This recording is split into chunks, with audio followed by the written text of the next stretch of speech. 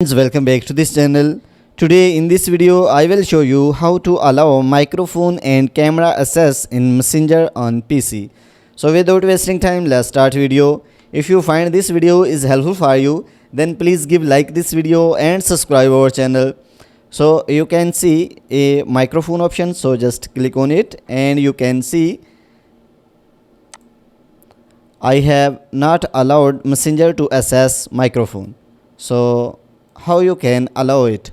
So here you can see this option, so just click on it and then click on side setting option.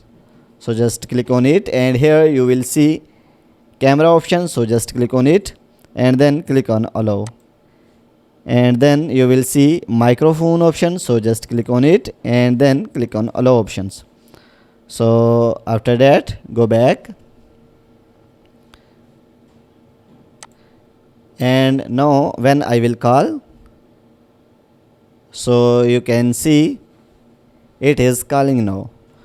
So guys, in this way you can allow microphone and camera access in the PC. So guys, if this video is helpful for you, then please give like this video and subscribe our channel.